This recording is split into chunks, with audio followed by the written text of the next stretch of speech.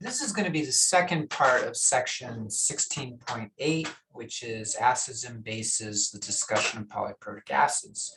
In the previous video, we looked at how to write the chemical equations for the dissociation of the polyprotic acid into the hydronium ion or the hydrogen ion and into the counter ions as well, the conjugate bases. In this example, we're going to actually put those equations to work to do a calculation. Now, sometimes what we do is we calculate the pH of polyprotic acid, but in this particular example, what we're going to look at is how do we calculate the concentration of one of the products, the second conjugate base. How do we calculate its concentration at equilibrium using equilibria principles? Okay, so let me bring up a problem here so you can see it.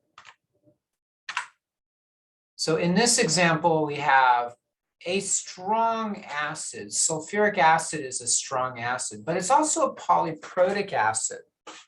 So it says, suppose that we have a 0.037 molar aqueous solution of sulfuric acid, H2SO4. We prepare this solution and we want to calculate the equilibrium molarity of sulfate, SO4 2-. You'll find the information on the properties of sulfuric acid in the ALEKS data resource and round your answer to 2 significant digits. Okay, so 0.037 molar H2SO4. Now, this is not H2SO3. In the previous video, we looked at H2SO3. This is actually H2SO4. And so H2SO4 is interesting because what happens is it's a strong, one of the hydrogens is strong. The other one is weak. The second one is weak. So when one of the hydrogens protonates water, that makes the second hydrogen weaker. So you get HSO4- and H3O+. Okay, now if you look up in the data resources, what you'll find is that it's essentially infinite. It's very large. That's another way of saying it's a strong acid. So now that helps us out because now if we take 0.037 molar, and these are initially 0, strong means all of it reacts, all 3,7 molar.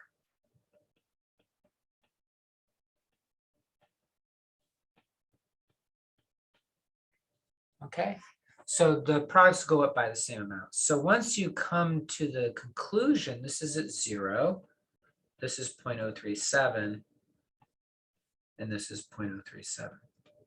But this is hydronium, this is hydrogen sulfate. We want to know the sulfate concentration. So what they're asking us for is the sulfate. So what we do is we take that product, the conjugate base, and treat it as a weak acid. Even though it's the conjugate base for sulfuric acid, it's actually a weak acid. That's a 4, sorry. So you get a plus H2O. So H plus, so you get SO4 2-, and that's what they're asking us for, the SO4 2-. And then you get more hydronium. Okay, now the Ka here is not so small, or not so big. It's 0.01023, about 0.01. All right, so now let's do another. This is an equilibrium problem. So we're going to take this 0.037 here as the initial concentration. Water's a liquid, we don't worry about it. But the hydronium is not 0 initially because we formed hydronium in the first reaction. So this is going to start off as 0.037. But the sulfate is 0. We haven't formed any of that yet. Okay, so again, initial change equilibrium. If any of the products are 0, the reaction is going to go toward the product side at the expense of the reactants. So now you have 0.037 minus X, X, and then 0.037 plus X. Okay. Now you put that in there as the products, which would be X times 0.037 plus X all over 0.037 minus X. and that's going to be your Ka2. We know the value, 0.01023, okay? So that's not too bad. The issue now is that how do we solve for X? Because if you look at it, X is the sulfate concentration. That's what they asked us to find, is the sulfate concentration. So we got to solve for X. That's going to require us to use the quadratic formula and solve for X using that technique, okay? So the first step I'm going to do is I'm going to distribute this X through here. So now Ka2 would be 0.037X plus X squared. And then in the denominator, we just have 0.037 minus X. Okay. Now, the other thing we can do is we can set this equal to 0.01023. We know that value. And now I'm going to multiply. Let me give you actually an overview of what we're doing.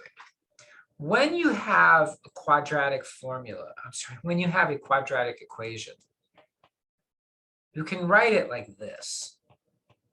This is, a form of the quadratic equation, where you have a number times x squared plus a number times x plus a number is equal to 0.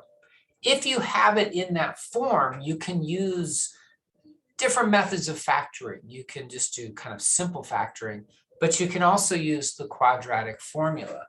The quadratic formula says that if you get it into this form, you can figure out what x is by using this formula right here.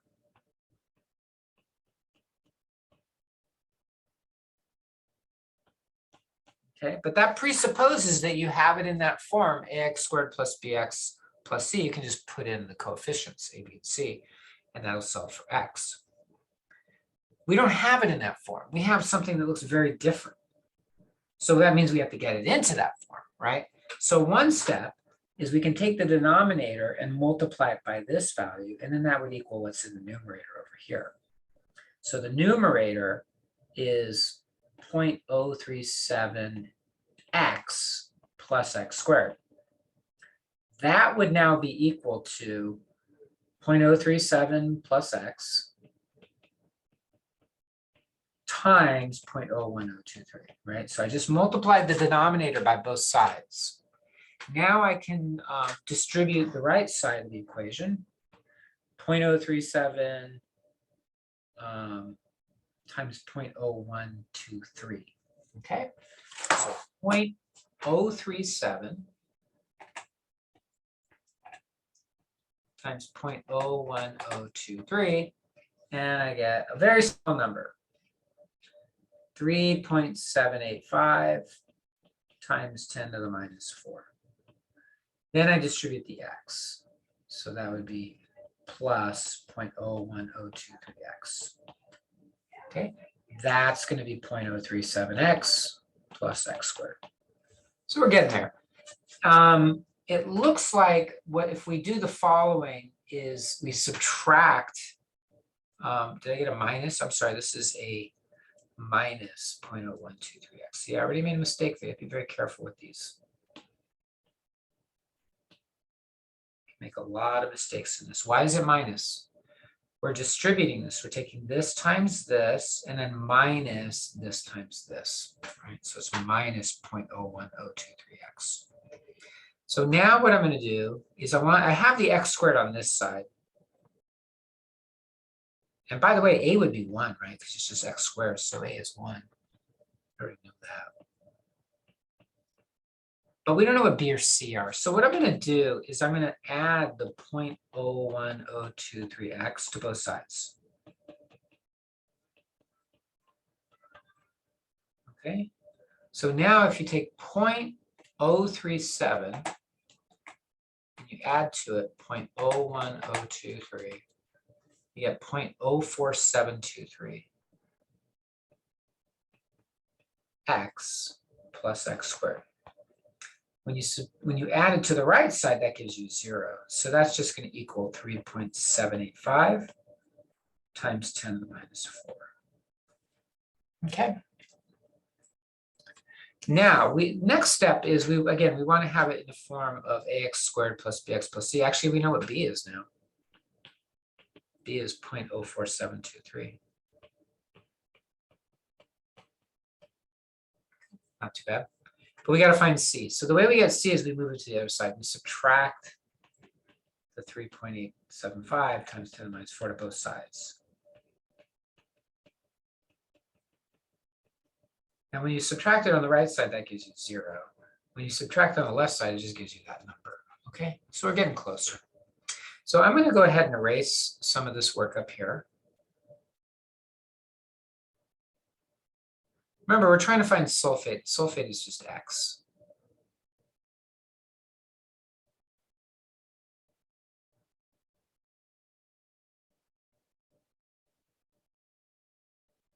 So if we can figure out what X is, we've got the sulfate.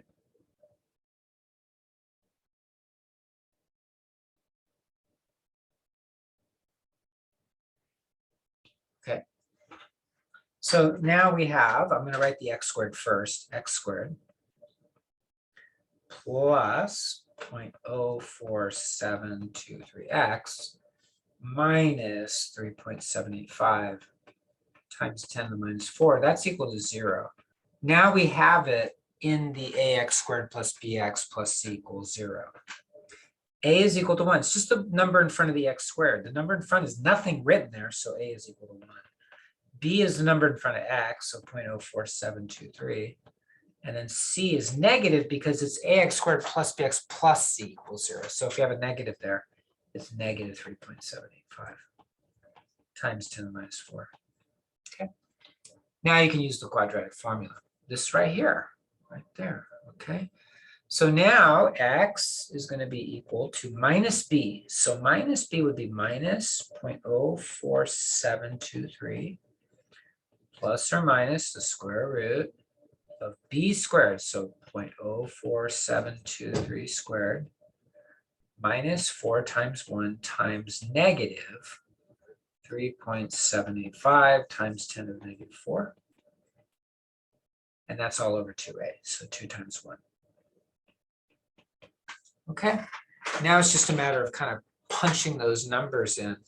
You really got to be careful with the quadratic formula because you have a square root. So depending on how your calculator functions, it's pretty easy to get the wrong answer when you do that radical, the square root part. To me, the square root part is the hardest part of doing these problems. It's kind of funny. It's just simple calculation, but it ends up lots of errors when you do that. So I guess what I'll do, just to kind of be careful here, let me erase all of this. Of course, this all presupposes that we've done our calculations correct so far.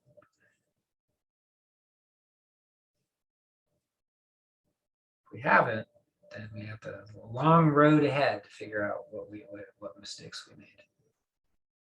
So you don't want to make mistakes out of. You have to show a lot of patience when you do these problems. Okay. It's kind of strange, but okay. So what I'm going to do is I'm going to say I'm going to take 0.04723 and the square. So 0.04723 and the square. And I get 0.002231. Okay. And then now I'm going to notice that if I have minus a minus, that's the same as plus. So this is the B squared, by the way. The 4AC is just going to be 4 times 1. Make sure I write that right. 4 times 1 times minus 3.785 times 10 to the minus 4. Okay, so let's multiply those together. 4 times 1 times 3.785 times 10 to the minus 4. Okay, so, but you have a minus. So minus 4AC is just 1.514 times 10 to the minus 3. In fact, let me do this one. It's 2.231 times 10 to the minus 3. Okay. So now you can combine those two numbers. B squared minus 4ac is 2.231 times 10 to the minus 3 plus 1.514 times 10 to the minus 3. That's plus. The reason I'm not putting minus is because this is minus that number already. So I've already got the minus. So 0.001514 plus 0.002231, and you get 0.003745. But that's not good enough. We need to take the square root of it. So the square root of b squared minus 4ac is the square root of 0.003745. Okay, now my calculator, I can't really, without using some kind of trick, I can't do that. I have to put the square root in first and then put 0.003745. So I'm always writing these numbers down. And I get 0.061196. Okay, so now that's your square root of b squared minus 4ac. So now x is minus 0.04723 plus or minus 0.061196 all over 2a. Okay, 2 times 1 is 2, so I'm just going to write 2 there. All right, now there's going to be 2 answers here. I'm going to do x plus and x minus. The x plus is where you use the positive here. So negative 0.04723 plus 0.061196 equals divided by 2. Don't forget to divide the whole thing by 2. And you get 0.00698.3. Now I'm going to do the minus sign. So negative 0.04723 minus 0.06196. And I get negative 0.1084. Now we're going to reject this one. And the reason we're going to reject it is because if it's negative, that means X is negative, right? Which means the concentration of sulfate is negative. That's not possible. You can't have a negative concentration. So that means it can't be right. So we'll go with the top one. And the top one is 0.006983. So that means X is sulfate concentration. And that is equal to 0.00698. We might want to round that to 0.07007, sorry. Molar, these are molar concentrations, and there you go. There's your X, okay? So a lot of opportunities for error here. If you make mistakes in these, don't feel bad about it. Almost everybody makes mistakes when you do these problems. You have to be very organized. Those of you that are most organized will do best on these, okay? So the algebra is about figuring out how to get to X.